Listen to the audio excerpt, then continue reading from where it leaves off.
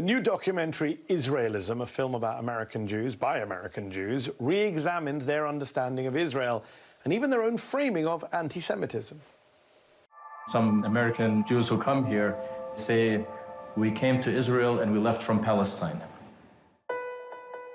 The non-Jewish community does not understand our obsession with Israel. I went to a Jewish day school. Summer camp, organized trips to Israel. You want to go to Israel too? Yeah! We want to go! We want to go!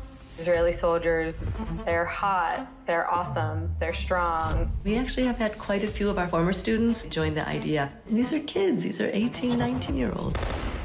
Amazing. I told my parents I don't even need to apply to college. I'm gonna just join the Israeli military.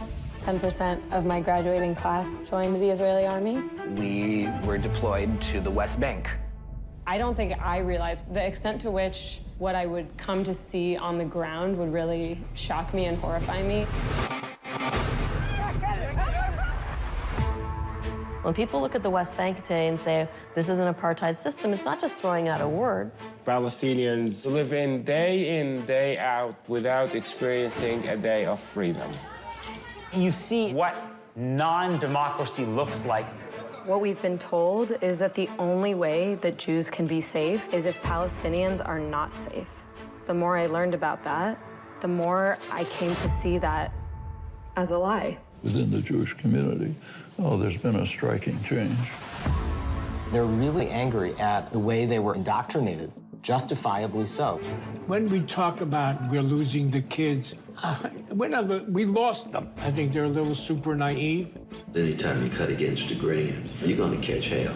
You are a self-loathing Jew. Go kill yourself. An anti-Semitic Jew. The way that we talk about anti-Semitism isn't about protecting Jews, it's about protecting Israel. How dangerous is that? They will do anything to preserve unconditional support for Israel. The great irony is that there actually is resurgent anti-Semitism. Jews will not replace us!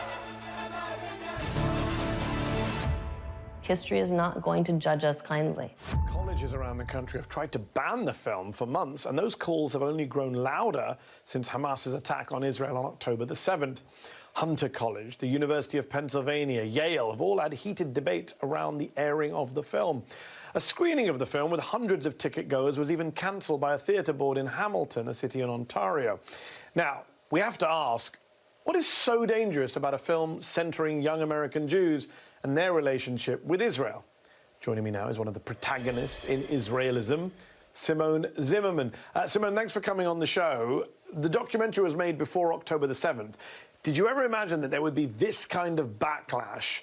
I mean, it appears as though in the name of fighting anti-Semitism, folks are trying to stop a movie about Jewish people.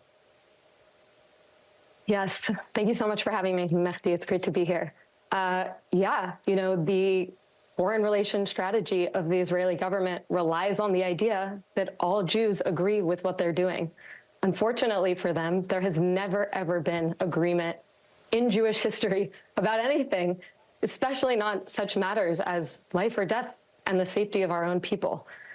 So yeah, it's, and young people, young Jews, just like young people all around the country, we are watching live on our phones right now, the live stream of atrocities straight from the Gaza Strip, from people who look like us, who think like us, who just want to be safe and free and to pursue their dreams like we do. And the film actually tells the story of young Jews like me and thousands around the country who have had that awakening, who have dared to face the Palestinian reality and are outraged and heartbroken that any of this injustice could be happening in the name of our safety. So you mentioned atrocities. The scenes coming out of Gaza remain horrific as the deaths continue to mount there by the day.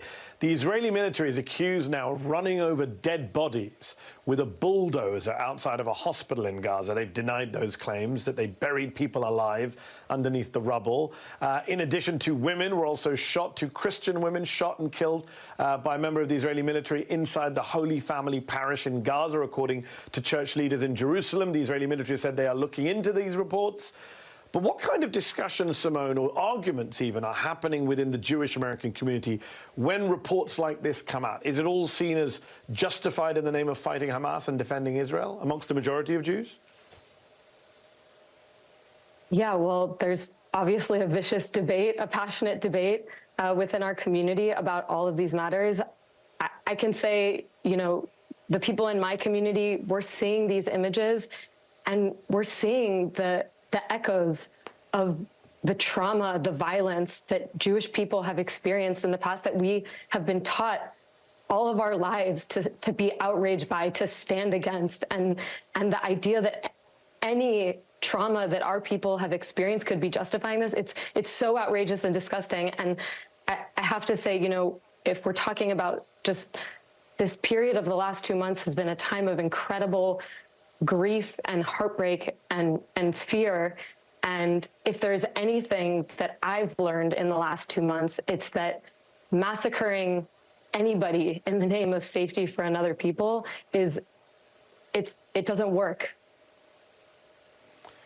Simone, one last question. You've described what you experienced as indoctrination and mass mobilization to turn you into an advocate for Israel inside of the US. Before we run out of time, just briefly, what is it that you would like people to understand about that phenomenon and take away from the documentary Israelism? Yeah, I think I would just say that, you know, most American Jews, let alone most Americans, have never met a Palestinian person in their life. And, you know, when I met Palestinians on campus, I learned that for them, the reality of their life under Israeli rule was one of oppression and occupation and displacement. And that fundamentally shifted my politics. And that's why young Jews are so much closer in our politics to people like Congresswoman Rashida Tlaib and Jamal Bowman than we are to President Biden and Chuck Schumer, because we refuse to put a hierarchy on human life. We refuse to ignore Palestinians, to dehumanize them, and to keep them outside of the conversation. And once you do that, it fundamentally shifts everything. Well put. Simone Zimmerman, thank you for your time. The documentary is called Israelism, and it's very powerful. The non-Jewish community does not understand our obsession with Israel. Israel is Judaism, and Judaism is Israel. 10% of my Jewish high school joined the Israeli army. The first time I've been to the United States, Jewish Americans will tell me things like, we like you, but we don't like Palestinians. Even though I'm the only Palestinian they know. But then you come to realize that they know nothing about Palestine and Palestinians, or have no idea about what Palestinians are going through. When you go there, you see what non-democracy looks like up close. What we've been told is the only way that Jews can be safe is if Palestinians are not safe. The more I learned about that, the more I came to see that as a lie. They're really angry at the way that they were indoctrinated, and justifiably so. They don't want to see the cycle of hate perpetrated even by Jews themselves. There is an emerging awakening within the American Jewish community. Human will can change things.